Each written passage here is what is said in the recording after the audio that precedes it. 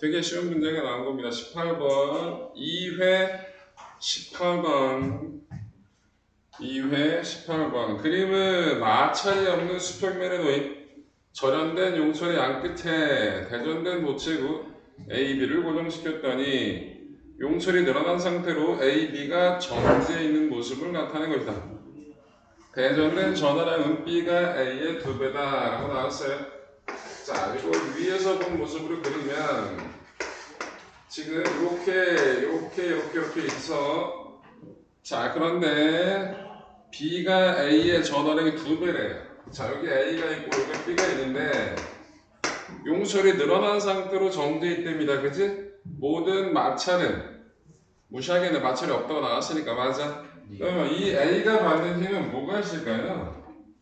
A가 받는 힘은 여러분들 꼭 B가 A의 전하량이 B가 A의 2배다. 그러니까 얘를 2Q라고 할게요.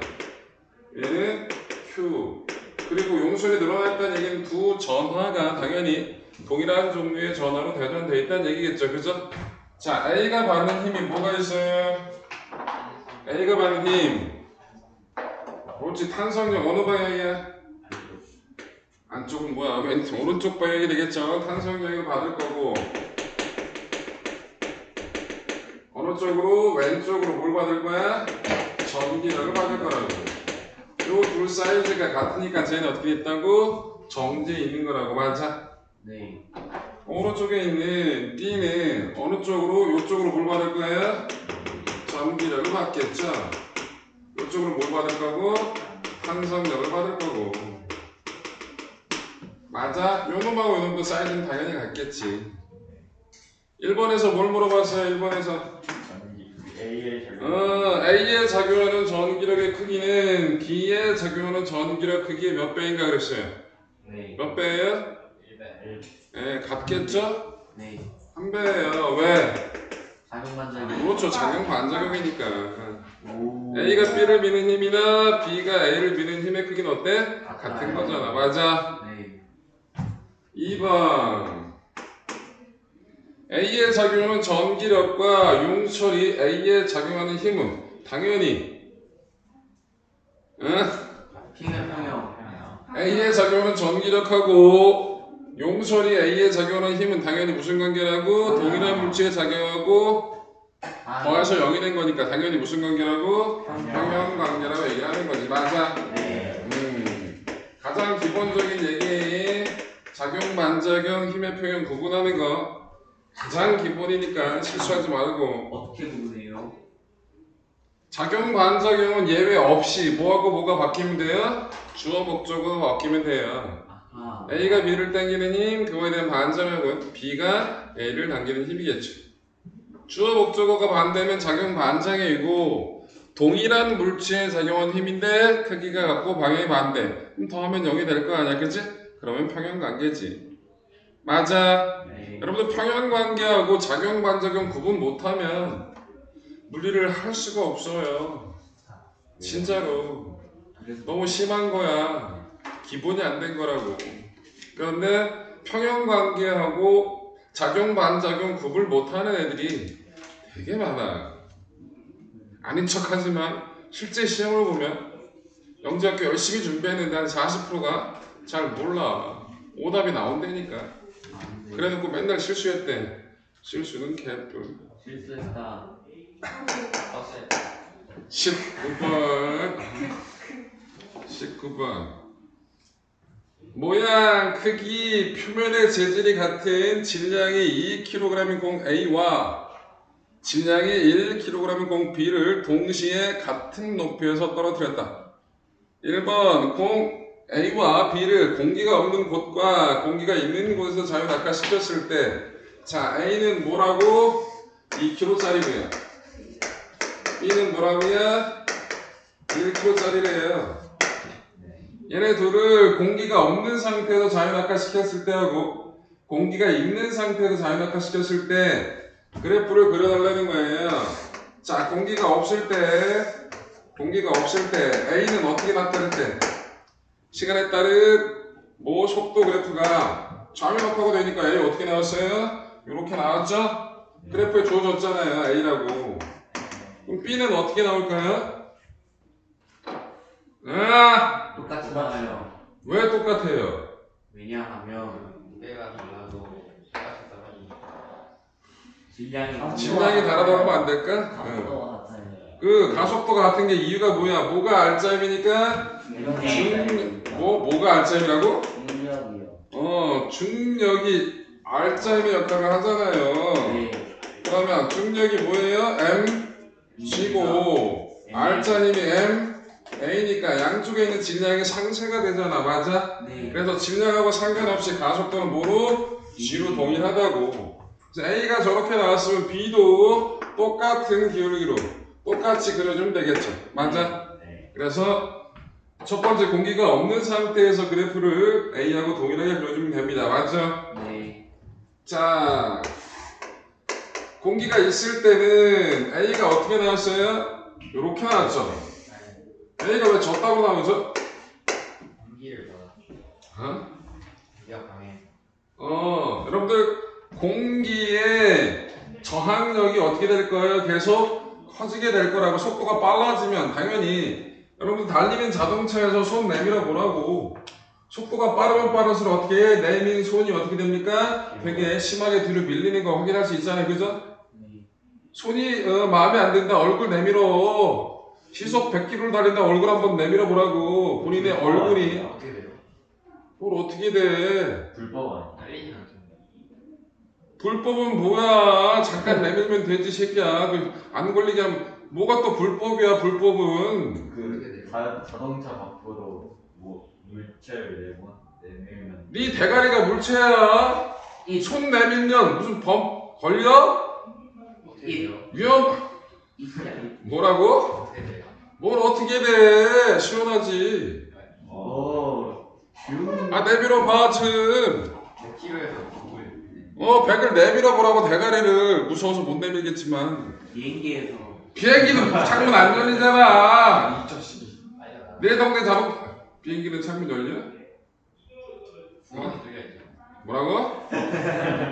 뭔 구멍이 뚫려 있어? 창문 아래 조그만 조그만 구멍 뚫려 있죠.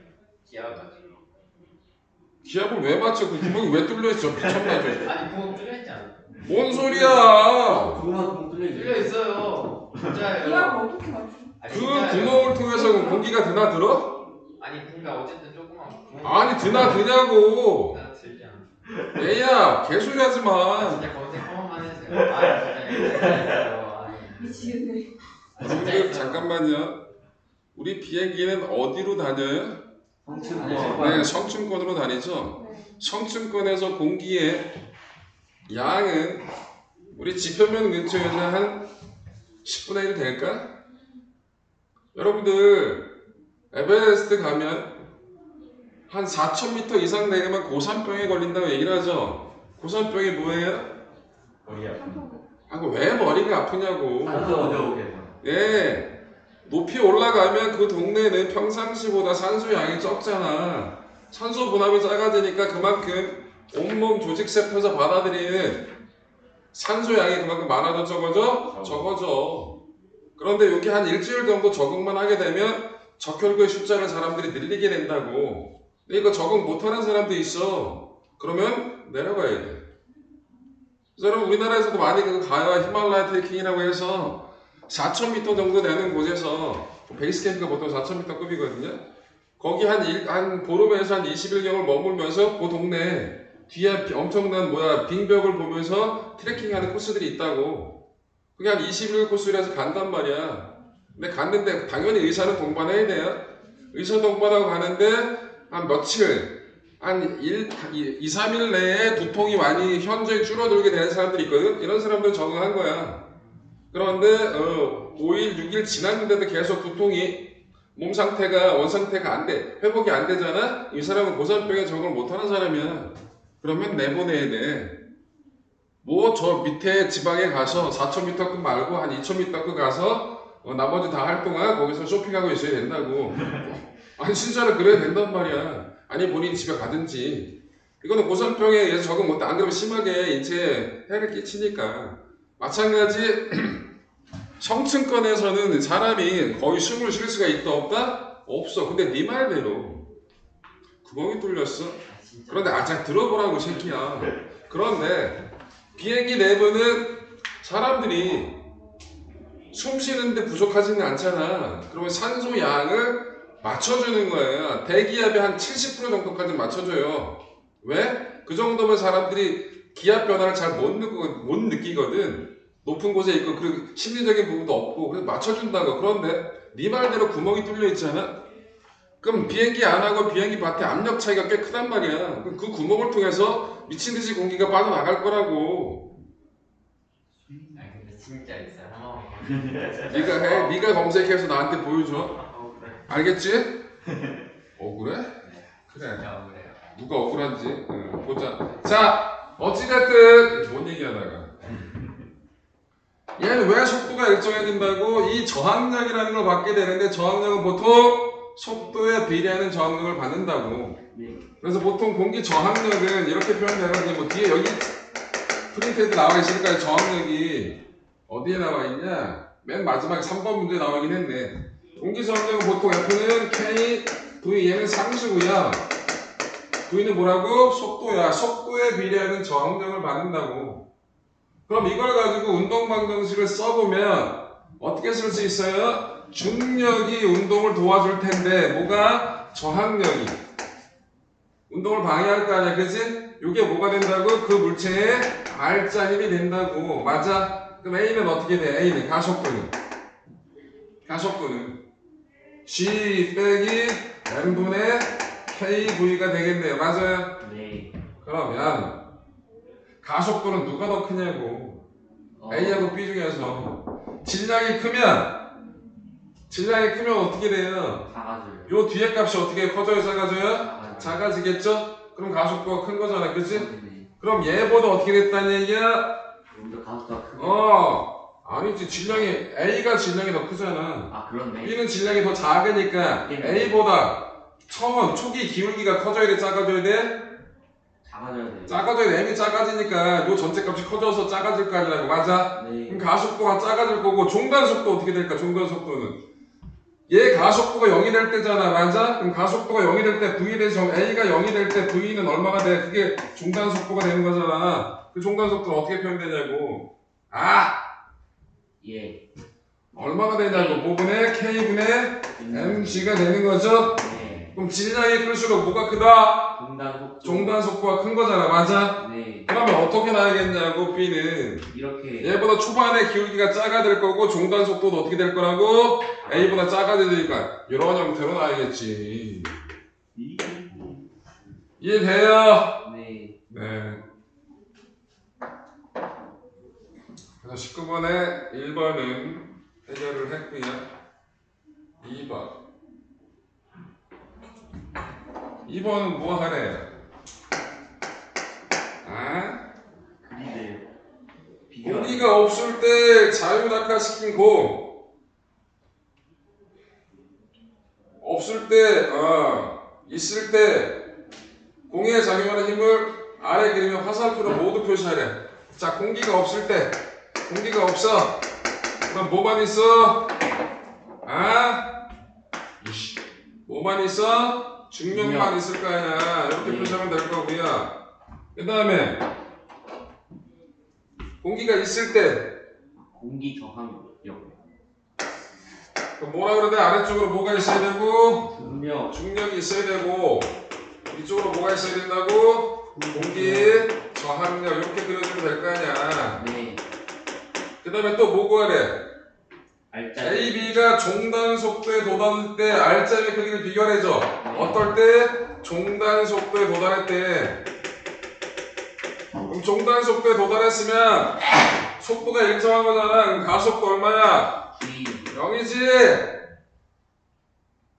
종단 속도면 가속도 0이잖아. 0이네. 그럼 R자임은 A나 B나 둘 다 0. 0이야. 특히는 뭘 둘 다 0인데 있지도 않는데 뭘 비교를 해. 이해돼요? 네. 비교 못한다네요. 뭘 비교를 못해. R자임이 여기 둘 다 0이라고 쓰면 되지. 구체적으로 써야지. 무슨 비교 불가? 불래?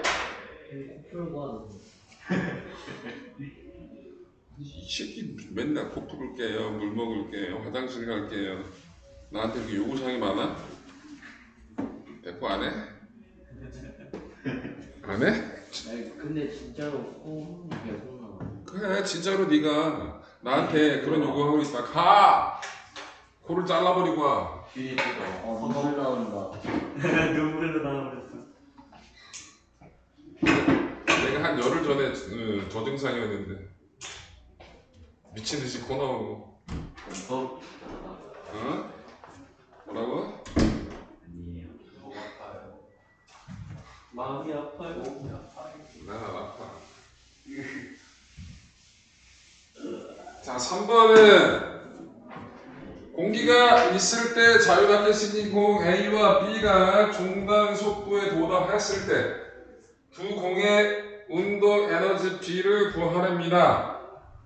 뭘 구하라고? 운동 에너지 중단 속도에 도달했을 때. 그런데 우리 중단 속도 요거라는 거 구해놨잖아요, 그죠? 네. 그 운동 에너지씩 써보자. 이 K는 2분의 1 M V 제곱인데 V 대신에 뭘 줄 거라고? 중단 속도 저걸 집어넣을 거야. 그럼 뭐가 된다고? K분의 M G 전체 제곱 계산하면 어떻게 돼요?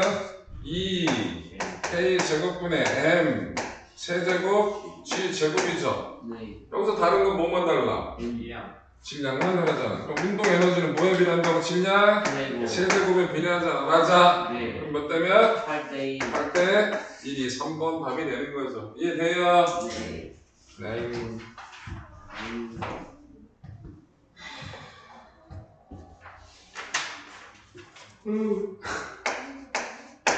20번. 니들이랑 물리하는 건 극한 직업이야. 왜요? 힘들어. 저 새끼. 나 물리쌤이라고.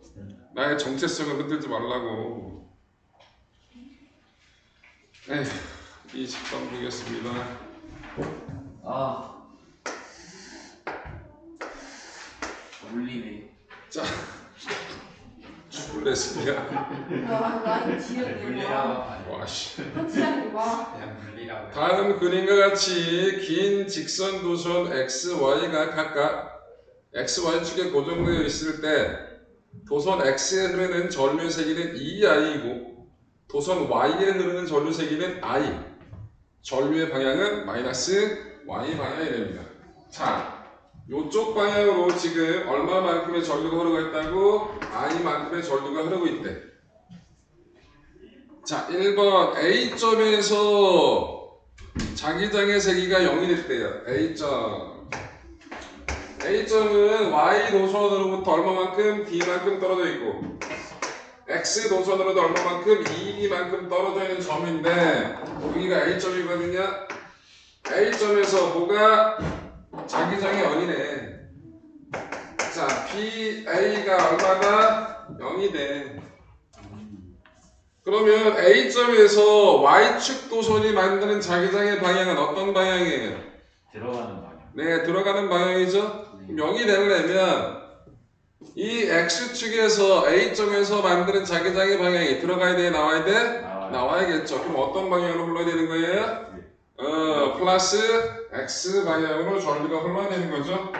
그래서 얼마만큼? 여기 플러스 X 방향 얼마? 2i만큼의 전류가 흐른다 그 얘기인 거야. 그래야 0이 될 수 있는 거잖아요. 네. 네. 맞아요. 네. 그런데 어디서 점 C에서의 C는 어디예요? 두 칸이잖아. 맞아? 네. 여기 2B, 여기 2B, 여기가 C점이었는데 C점에서 뭘 구하자고? 자기장의 세기를 구하라는 거예요. 방향도 방향도 구하고 일단 방향부터 구해볼까요? 자, X 도선이 만드는 자기장의 방향 C점에서 어떤 방향? 들어가는 방향. Y 전류가 만드는 자기장의 방향 C점에서 어떤 방향? 들어가는 방향. 그러면 일단 방향은 어떤 방향이라고? 들어가는 방향이라고. 방향은. 자, B, C는 둘 다 들어가는 거니까 X가 만드는 건 얼마? K. 거리는 얼마? 2B 분의 2I. 맞아. 이게 x가 만드는 거잖아. y가 만드는 건 k 거리 얼마? 1이분의 얼마? i. 아이 계산하면 돼.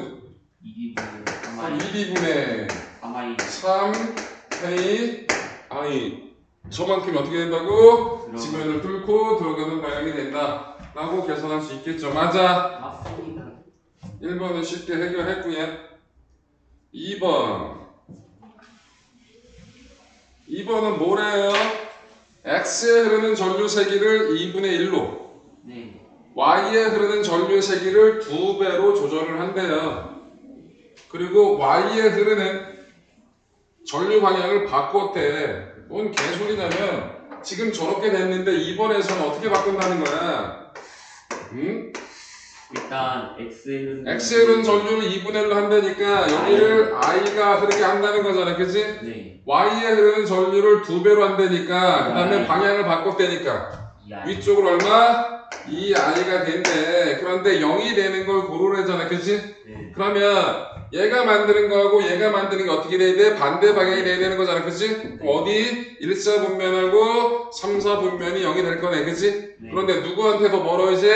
y축에서 2배 더 멀어야 될 거 아니야, 그치? 네 그럼 1사분면하고 3사분면에서 y보다 y까지의 거리가 2배 더 먼저 x까지 거리보다 먼저를 고르면 될 거 아니야, 맞아? 네. 그럼 어디겠냐고? B. 그래서 답은 B가 되겠죠.